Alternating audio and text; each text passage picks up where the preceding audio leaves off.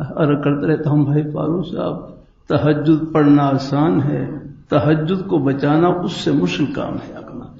نیکی کرنا آسان، نیکی کو محفوظ رکھنا اس سے مشکل کام ہے۔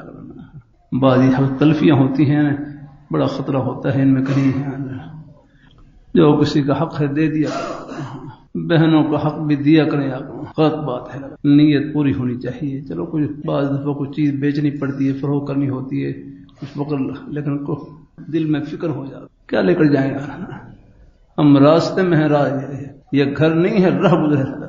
یہاں کا ہمارا ایک سا امتحان سے گزرا، بہنوں کا حق ادا کر دیا کریں۔ میں نے ایک جملہ خود سنا، یہ بہنوں کو ہم نے حق دے دیا، یہ ہمارے گھر کیا لینے آئیں گے، کیا لینے آئیں گے، کیا لینے آئیں گے؟ اتنی غلط بات ہے۔ بہنوں کا کھا کے تم نے بہنوں کو کھلایا، یہ تم نے کیا احسان کیا؟ احسان یہ ہے کہ ان کا ایک پائی ادا کریں اور پھر وہ گھر میں آئیں، اپنی جیب سے ان کی خدمت کریں، یہ ہے احسان۔ میں نے پہلے بھی سنایا تھا، تلمبے سے ایک نوجوان آئے، حالانکہ سادہ سے نوجوان بیچارے آئے، کوئی اپنے کاروبار کرنے والے، لیکن بات طبیعت کے بڑے نیک ہوتے ہیں ہمارے، ایسے سکول کالج کے بچے بھی طبیعت کے نیک، سب میں نیکی ہوتی ہے الحمدللہ۔ یعنی اللہ تعالیٰ اپنے اصل نیک صحبت مجھے خود سنایا، کہنے لگا میرے والد صاحب ملیشیا میں تبلیغ جماعت میں 7 مہینے کے لیے جا رہے ہیں، جانے سے پہلے مجھے وصیت کی میں اللہ تعالیٰ کے نیک رستے میں جا رہا ہوں، میرا انتقال ہو جائے تو یہ آپ کی بہنیں ہیں، میری بیٹیاں ہیں، ان کا پورا پورا حق ادا کر دینا۔ اور ہوا ایسے کہ والد صاحب ان کا ملیشیا میں انتقال ہو گیا، جماعت میں وقت لگا رہے ہیں۔